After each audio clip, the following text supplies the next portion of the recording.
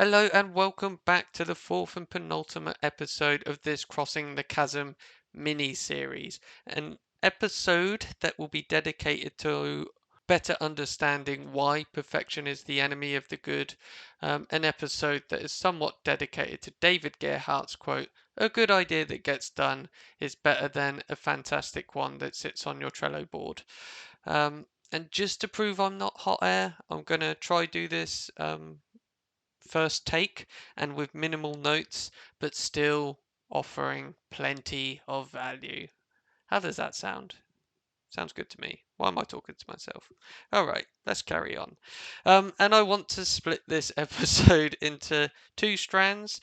Firstly, the emotional kickbacks you'll experience as you kind of embark on this quest for perfection, and the second being the results you'll experience if you don't produce the content volume you need because you're being held back by this by striving for perfection.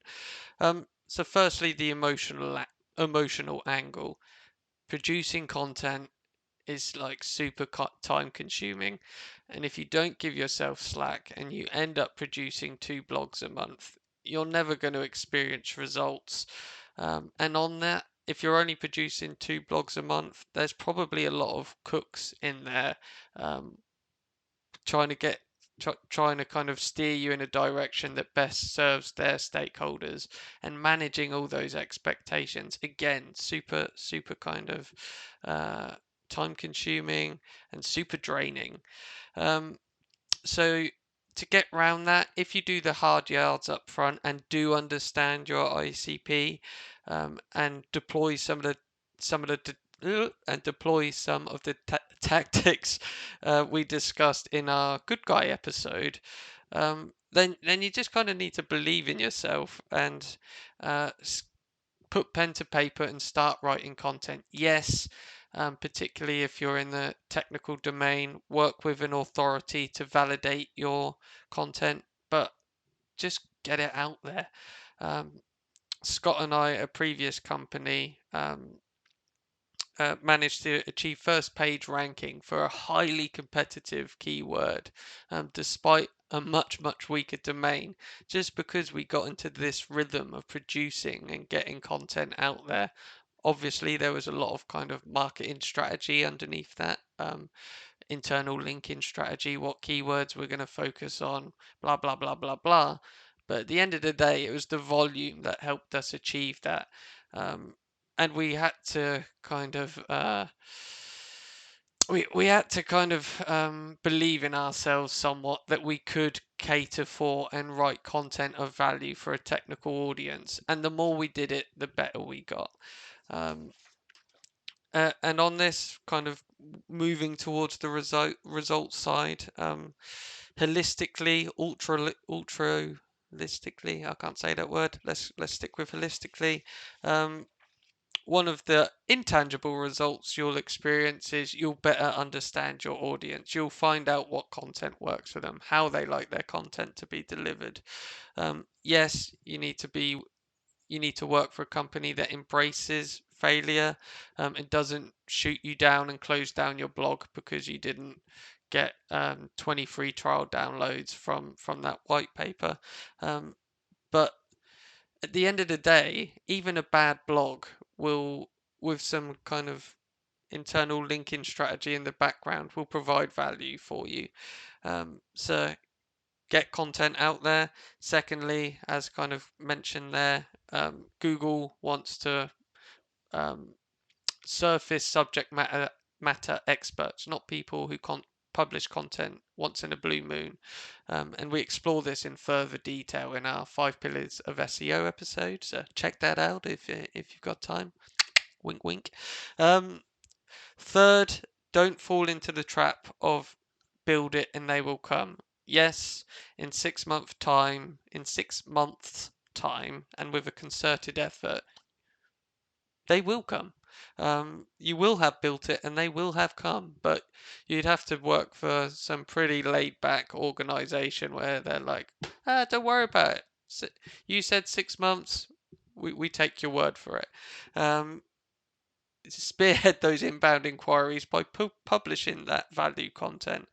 Um, I'm currently reading a book at the minute called Never Split the Difference. Bit late to the party, I know, but there's this term that keeps popping up, behavioral economics, and Chris Voss kind of like sings its praises and kind of downplays the importance of rational choice theory. And all he's saying here is people don't make rational decisions. They they will kind of gravitate towards brands that have kind of been there for them rather than a brand that maybe tries swoop in at the last minute, even though it claims to be cheaper and offer more features. If you haven't heard of that brand up until that point when you're in purchase mode, you'll probably still go for the other one. Um, so get that content out there, start delivering value, and build slowly start building affinity with your brand.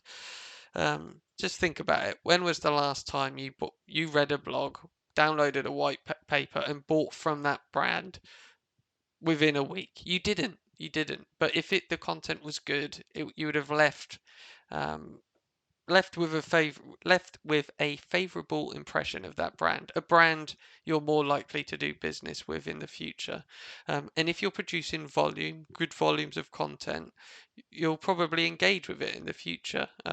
And with a kind of good content strategy underpinning that, you'll hopefully kind of nurture people towards the purchase phase or accelerate that purchase discovery.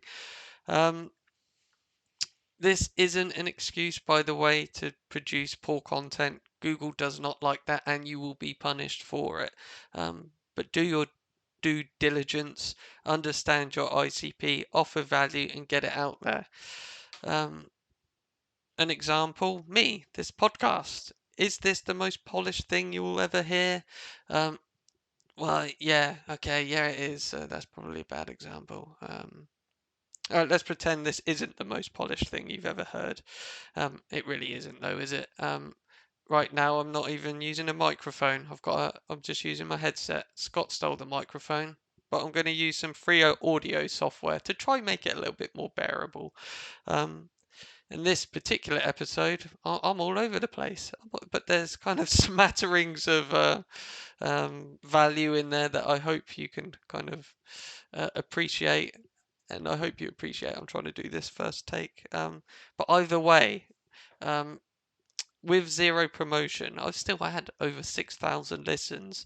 And I've had numerous requests from kind of third parties to appear on this podcast. So yeah, basically, I'm a big deal. Um, yeah, yeah, I'm a big deal. But to reinforce an earlier point, practice makes perfect. If you listen to our first podcast, it is not good. But they've slowly over time got better and better.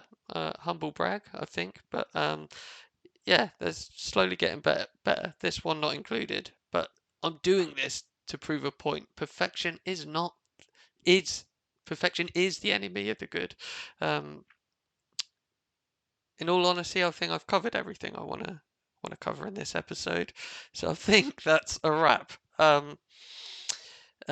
wow, I did actually do it first take, as you probably noticed. Like, let's be honest. However, hopefully there was some value in there.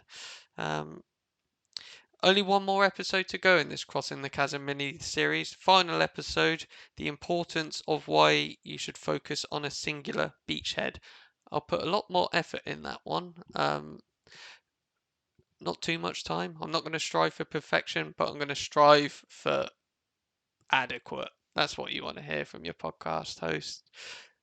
Join me on my next adequate podcast. I hope to see you there. Thank you for listening, and see you soon.